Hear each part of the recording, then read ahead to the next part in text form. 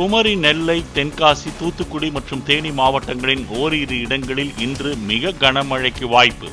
மதுரை, திண்டுக்கல், ராமநாதபுரம், விருதுநகர், சிவகங்கை மற்றும் டெல்டா மாவட்டங்களின் ஓரிரு இடங்களில் கனமழை பெய்யக்கூடும் என வானிலை மையம் தகவல். தமிழ்நாட்டின் ஒரு சில இடங்களில் வரும் 22ஆம் தேதி வரை கோடை மழைக்கு வாய்ப்பு. இடி, மின்னல் மற்றும் தரைக்காற்றுடன் மழை பெய்யக்கூடும் என இந்திய வானிலை மையம் தகவல். ஜூன் 4ஆம் தேதிக்கு பின் இந்தியா கூட்டணி கடகடவென்று சிதறி போகும் என பிரதமர் மோடி கருத்து. தோல்விக்கு யார் மீது பழி போடலாம் என ஒவ்வொருவரும் பலிகடாவை தேடுவார்கள் என்றும் உத்தரப்பிரதேசத்தின் பிரதாப்கர் பிரச்சார கூட்டத்தில் பேச்சு. विकास कैसे होगा? बोले खटाखट खटाखट.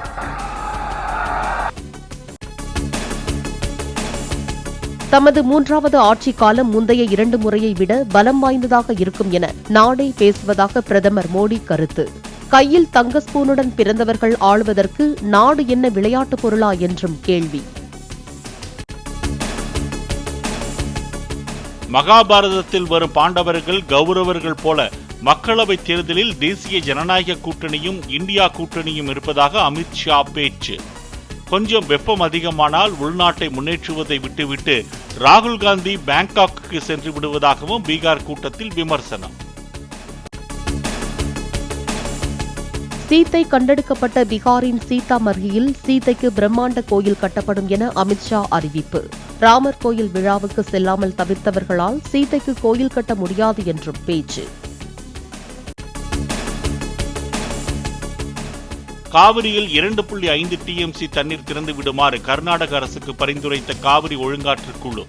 மே மாதம் வரை தர வேண்டிய 10 TMC நீரில் கர்நாடகா 3.8 TMC மட்டுமே தந்துள்ளதாக தமிழக முறையிட்ட நிலையில் பரிந்துரை.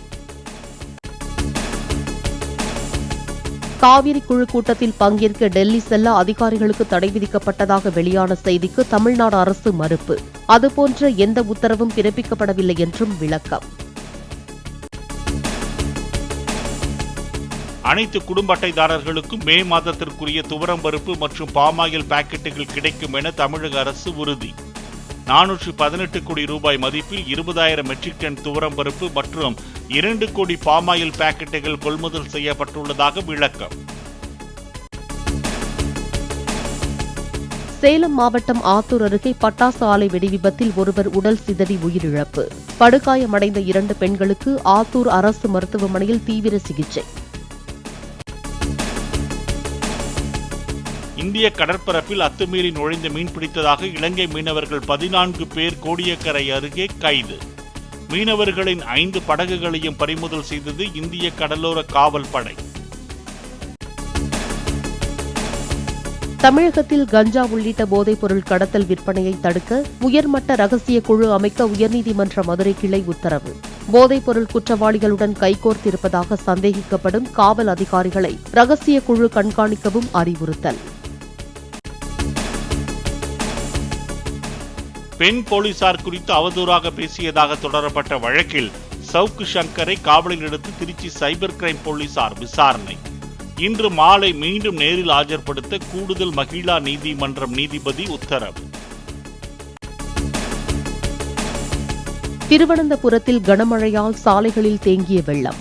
கேரளாவில் பாலக்காடு, மலப்புரம், இடுக்கி உள்ளிட்ட 7 மாவட்டங்களுக்கு கனமழைக்கான மஞ்சள் எச்சரிக்கை.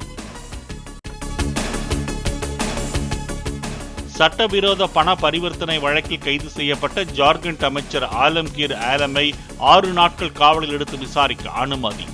ராஞ்சி சிறப்பு நீதிமன்றத்தில் அமலாக்கத்துறை கோரிக்கை மனு ஏற்பு.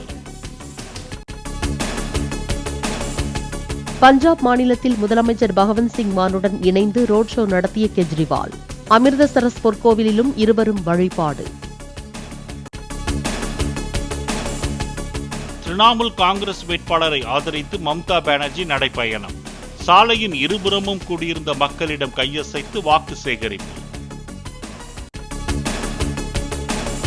கான்ஸ் திரைப்பட விழாவில் பங்கேற்க கையில் கட்டுப்போட்ட நிலையில் பிரான்ஸ் புறப்பட்ட நடிகை ஐஸ்வர்யா ராய் இந்த ஆண்டும் சிவப்பு கம்பள நிகழ்வில் பங்கேற்க உள்ளதாக தகவல்.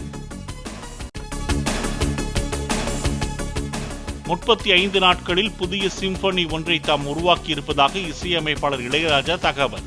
ஒரு சிம்பனியை 35 நாட்களில் முழுவதுமாக 4 மூமெண்ட்ஸ் உள்ள சிம்பனினா என்னவோ அதை எழுதி முடித்து விட்டேன் என்ற சந்தோஷமான செய்தியை, எனக்கு சந்தோஷமான செய்தியை நான் உங்களுக்கு சொல்லிக் கொள்கிறேன். தம்மை பற்றிய கருத்துக்களுக்கு செவி கொடுக்காமல் தமது பணியை செய்து வருவதாகவும் கருத்து. நான் தினமும் கேள்விப்படுறேன், என்னை பற்றி ஏதோ ஒரு வகையில் இது மாதிரியான வீடியோக்கள் நிறைய வந்துட்டு இருக்கு அப்படின்னு செய்தியை வேண்டியவர்கள் சொல்லுவாங்க. நான் இதில் எல்லாம் கவனம் செலுத்துறதில்லை. இளையராஜாவின் சிம்பொனியை எதிர்நோக்கி இருக்கும் பல லட்சம் ரசிகர்களில் தானும் ஒருவர் என அண்ணாமலை கருத்து. நேற்று இல்லை நாளை இல்லை, எப்பவும் இவர் ராஜா என்றும் வலைப்பதிவு.